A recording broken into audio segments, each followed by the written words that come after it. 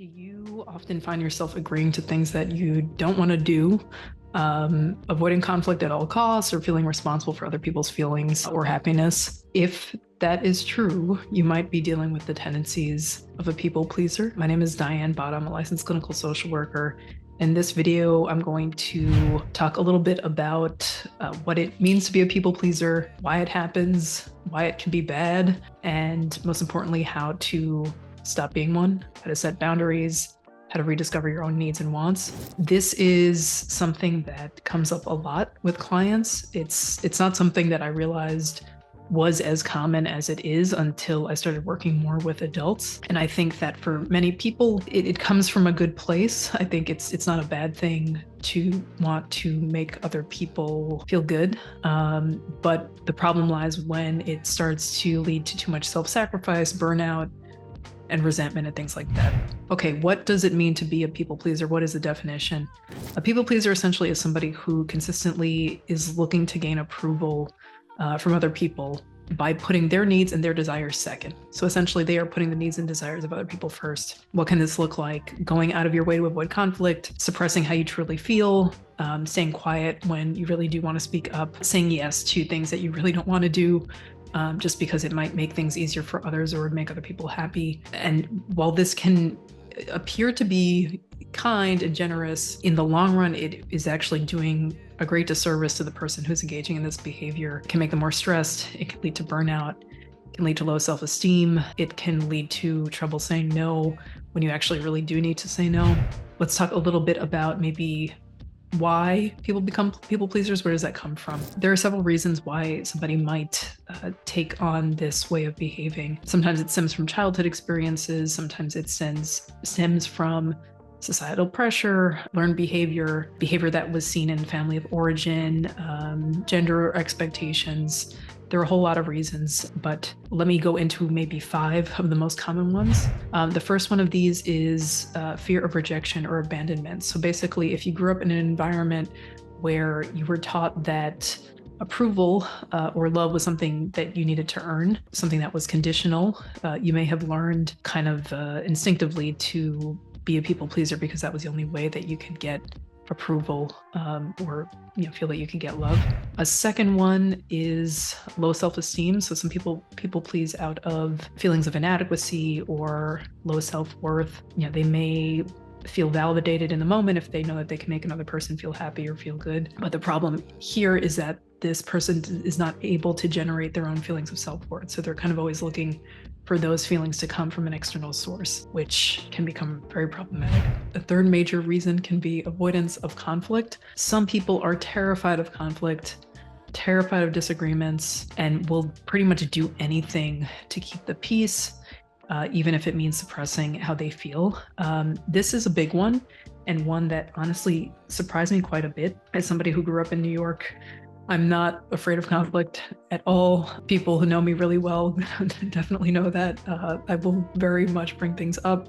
So it was surprising to me when I began to work more with adults to see just how many people will really, really do anything to just not get into a conflict situation. A fourth is the desire to be liked. I mean, this is, I think, common. I think it can be hard to feel like you are disliked or a bit of a contrarian. But again, related to the first one, when a person really needs that external validation to feel good about themselves, it can lead to engaging in a lot of self-sacrifice that comes at the expense of their own happiness. Last major one would be cultural pressure or societal pressure. So in some cultures and some families, there is a very strong emphasis on doing what is best for the collective, or what is best for the family, or what is best for the community. And this can promote the idea that being selfless is virtuous, which can unfortunately lead some individuals to not pursue things that are really important to them, or things that they would want to pursue, whether that relates to a particular career path, whether that relates to a particular relationship. There are countless stories of people basically going with the family choice for who to marry. You see this in arranged marriages, or picking a particular career path because it is safe or what their parents want, as opposed to what they actually want for themselves. Okay, what are Some of the drawbacks of being a people pleaser. I started this video by saying that there are negatives. So what are some of those? There are many. So let me go into 6 of these. One would be emotional burnout. So if you're constantly putting the needs of other people above your own, that is exhausting. And you might find that if you're doing this, you're constantly feeling drained, you're constantly feeling overwhelmed, constantly feeling like you're playing catch up just because you're always prioritizing what other people want over what you want or what you might want to do. Another big one, a second one, is resentment and anger. I think this goes without saying, but if you are constantly saying yes to things that you don't want to do, or saying yes to things that other people want but what you don't want, over time you're going to resent that. You're probably going to feel angry at maybe other people. You might feel as though people are taking advantage of your kindness, when in reality maybe you could have just said no and they would have dropped their request or their expectation. A third one could be loss of identity. So if you are always thinking about what other people want you to be, how other people want you to be, that can make it really hard for you to figure out who you really are and what you actually want.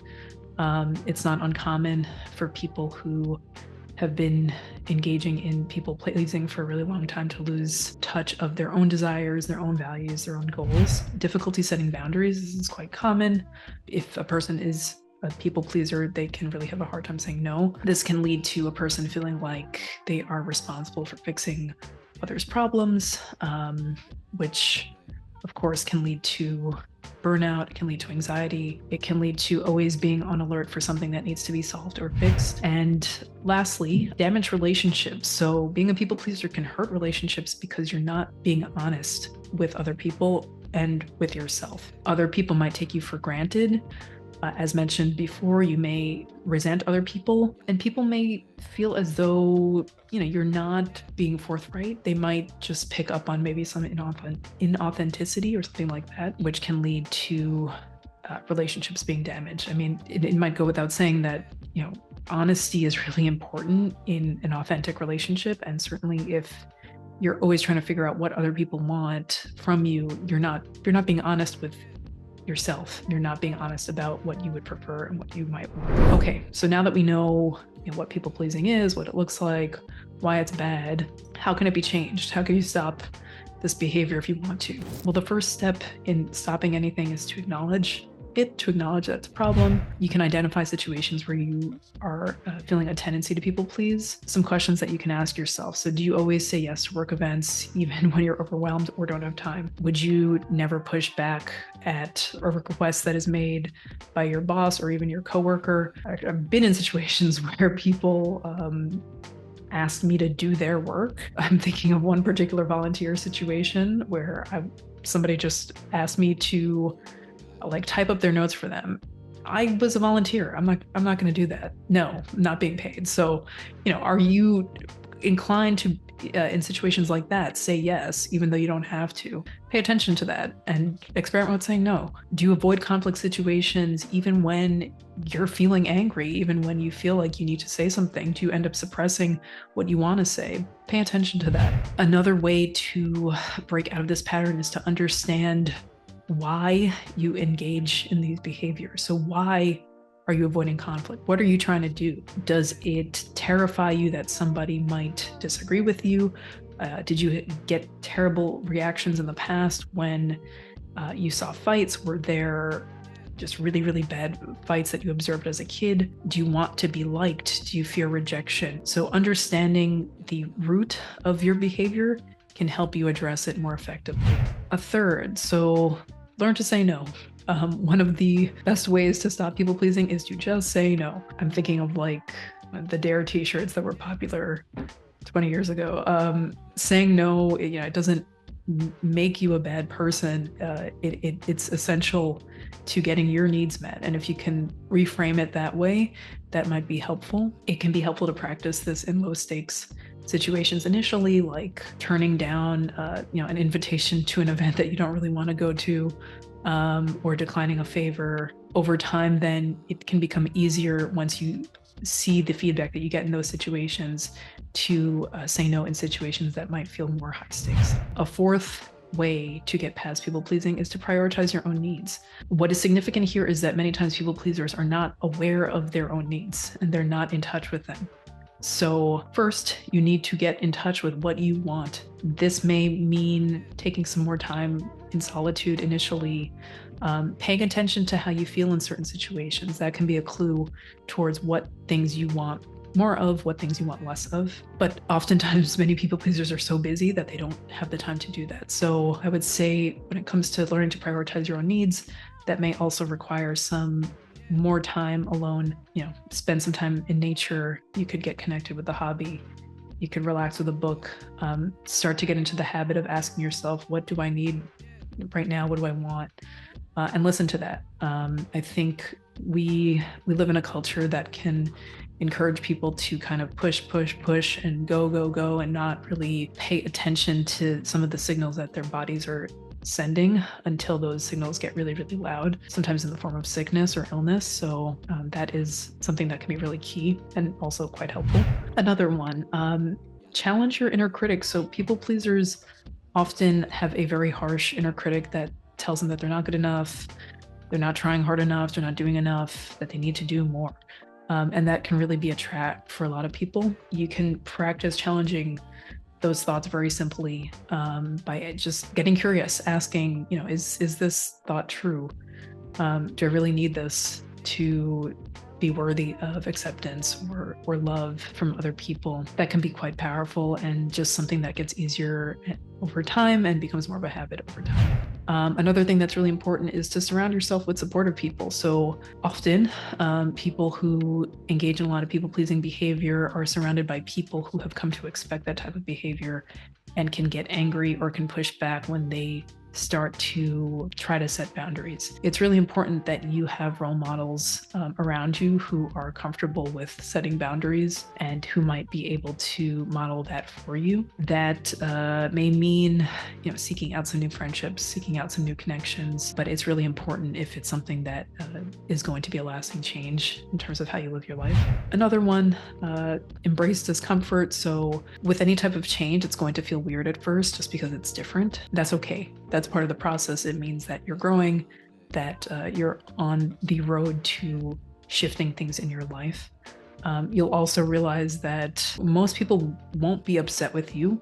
Most people won't be disappointed with you. If they do get upset with you for setting a boundary, well, that's a question as to whether or not that person should be in your life. But that's another video probably. As you learn to gain comfort with discomfort, you'll realize that those uncomfortable feelings don't last forever. And it's usually better to experience a few minutes of discomfort than like years of resentment or anger. A last one can be to just celebrate small wins. Celebrate when you notice that you said no to something, even though it felt really difficult or it felt challenging. Maybe set time limits in terms of helping somebody, etc., things like that. Okay. I hope that this video was helpful. This is, again, a major thing that I see a lot, and I think one thing that a lot of people can really struggle with. If you liked it, you can press the like button, you can subscribe. Well, I'm trying to do one video a week or every other week, something in that range. If there's somebody that you know who might benefit from this, absolutely feel free to share it, feel free to comment, but thanks for taking the time to watch. Take care.